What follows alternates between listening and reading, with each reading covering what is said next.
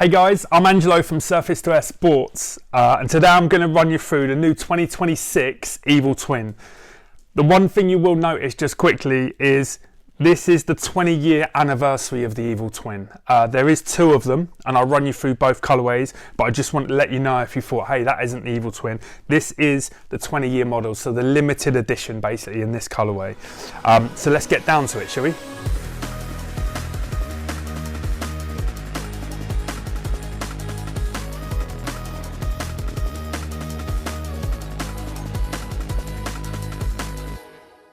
First thing I want to say is please like and share this video. Follow us please on as many socials as you can, because the more of you that I get feedback from, you're interested in these kind of videos, the more these videos I'll do. The idea is really to give you, the viewer, the rundown of the board in layman's term. Really simple, so you understand exactly what this board does, who it is and who it is not for.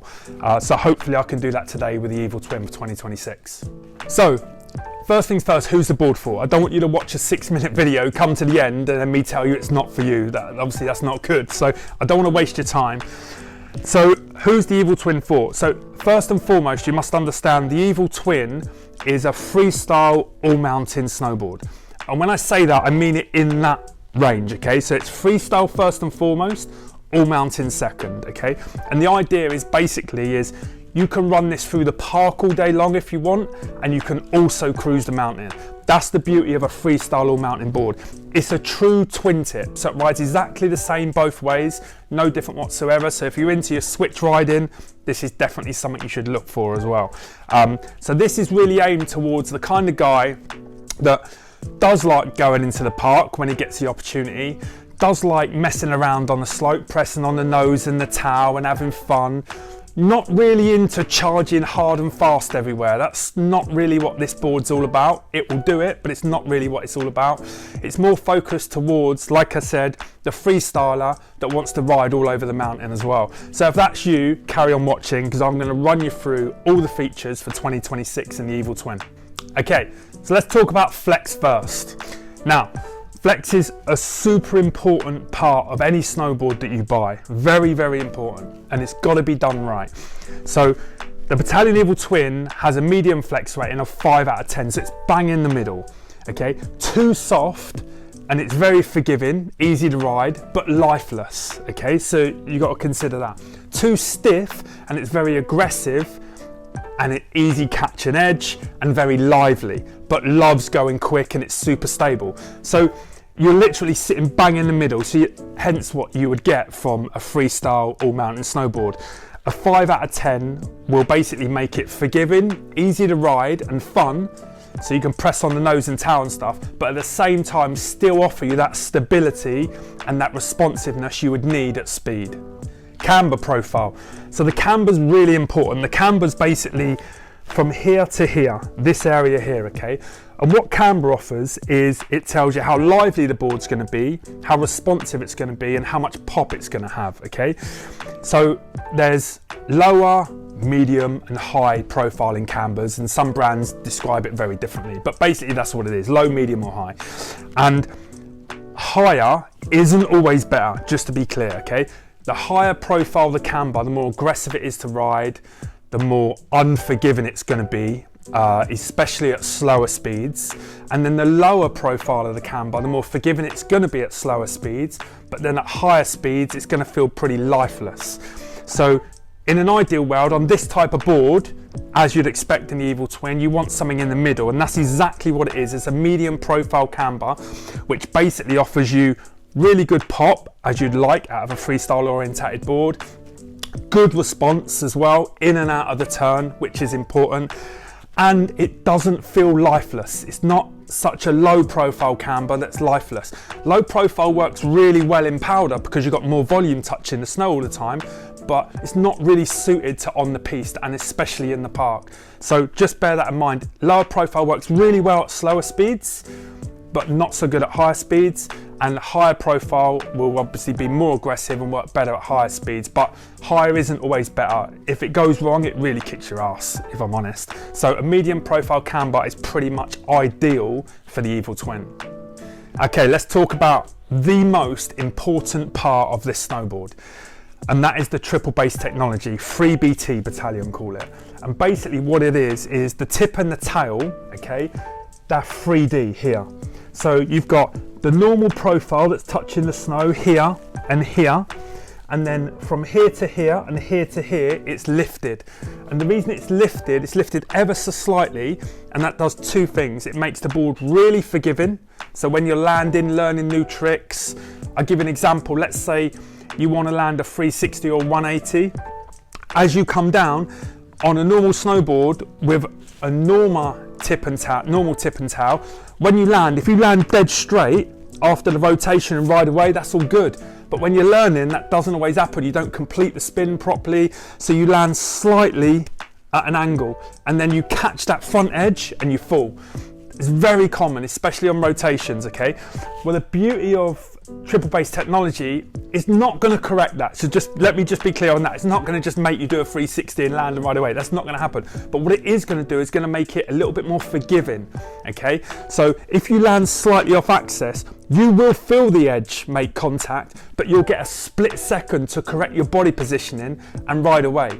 And the difference is phenomenal, like between a normal board with a normal tip and tail and edge contact points and a triple base. It's absolutely mind-blowingly different how forgiving triple base becomes. Super tubes, what are they?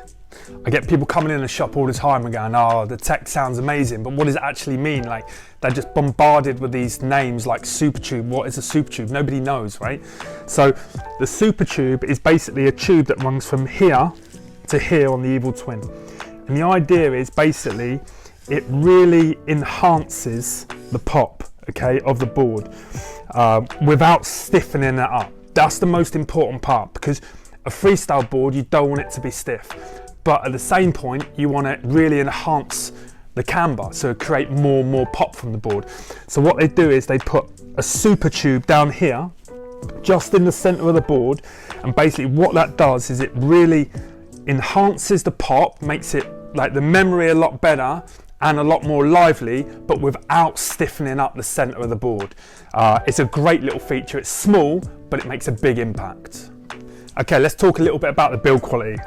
Being a freestyle board, it's going to take some hits, and you're going to want to know that if you're investing your money into this board, you want to know 100% sure that it's going to stand the test of time, right?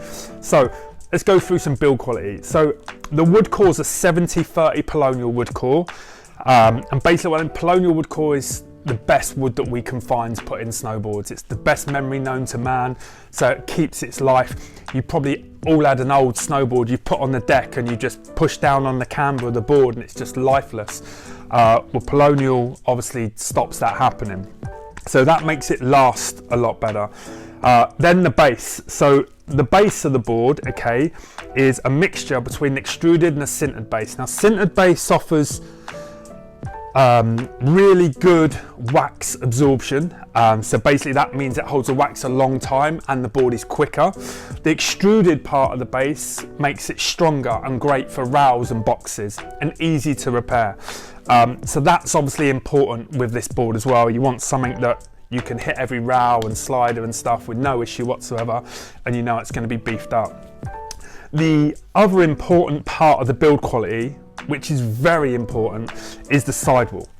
So the sidewall has to be super strong, especially in a freestyle orientated snowboard. So a lot of snowboards have something called ABS sidewalls. ABS sidewalls, excuse the pun, are just crap. They're rubbish. So they're basically plastic sidewalls. And the problem with plastic, especially in cold conditions, if you hit it hard, it will shatter or get a hairline crack that you won't even see. Water will seep into that crack over time. It will run down the rail of the board and eventually into the core. Once it's in the core, that board is game over. It's eventually going to fold and snap. It will get softer and softer and eventually snap. So ABS sidewalls is a big no-no. These are sidewalls made from urethane. So urethane is the same material that you make skateboard wheels out of. Super hard wearing, as you can imagine. The beauty about urethane is you can hit it with a hammer and the hammer will just bounce off. Wouldn't damage it at all. You can cut chunks out of it and it will still be watertight. And you know what? That makes the board super, super strong on the rails. But that's not it. The good thing about urethane as well, it has some dampening software to it. So the idea is when you're charging fast and you're riding really cruddy snow, it offers a little bit of dampening. And that little bit of dampening gives you loads of confidence because you feel more secure on your board. But what else it does that nobody really talks about is it stops foot fatigue. And a lot of people get foot fatigue in their snowboard boot. And that's quite simply because of all the vibration constantly underneath your feet. Well, these type of urethane sidewalls, they don't stop it, but they definitely limit it. So build quality, second to none. Carbon, it's expensive, everyone loves it. What does it do and why do we need it in a snowboard? Okay, so this particular board is a true twin tip. That means it rides exactly the same both ways. So if you're riding switch a lot, ideal. You're doing 180s, ideal. Any kind of rotation, pressing on the nose and the tail, ideal. This is a freestyle all mountain board. They want to stiffen it up just a little bit in certain areas, give it a little bit more torsional flex, a little bit more memory, so that you can really wind this board up and store loads of energy in it, ready to release. And the way they do that is they put carbon array here. So there's basically cross sections here and here, right underneath the bindings where your feet's going to go. And this area here has carbon array underneath it in a cross section. And basically what that does, it enables you to really load up and store the energy in the board, okay?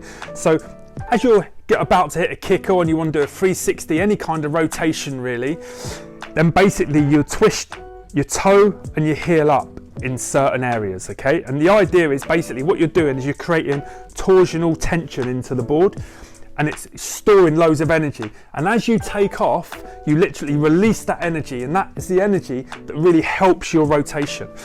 So by doing that, it adds this area here, really reinforces that. And that also makes a massive difference when you're just riding in general. Because as you're going from toe to heel, that torsional flex there basically enables that really smooth, powerful turn from toe to heel. You incorporate that with triple bass technology and it's effortless. It's like you're constantly on the endless wave. The transition from toe to heel is really, really progressive, smooth. It doesn't go from like normal snowboard, edge, flat, edge. It literally rolls on the triple bass. So every toe and hillside turn, you can feel it and it feels natural, and naturally it feels rewarding and obviously puts a smile on your face. So that carbon array in there, also with the triple bass technology, makes this a really good all-round freestyle all-mountain board. So sizes, Evil Twin, you've made the mind up, it's the board for you. This is the 2026 model in a limited edition. This is the 20-year limited edition. This one here is the standard. Okay, so this is exactly the same board, no different, it's just literally graphically different, that's it. The core, everything else is exactly the same.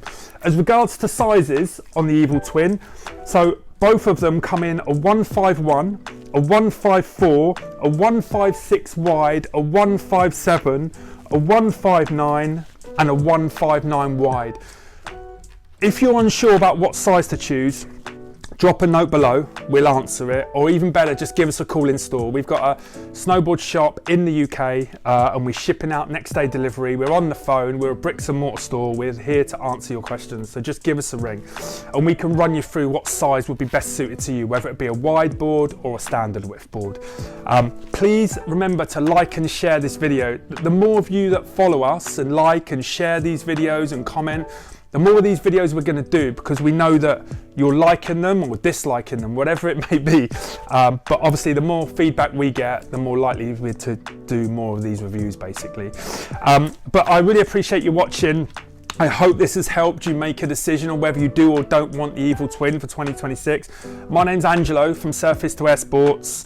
Please check us out online at S2AS.com, where we sell all of this product that we ride, we test, and we talk about with you guys. Thanks for watching.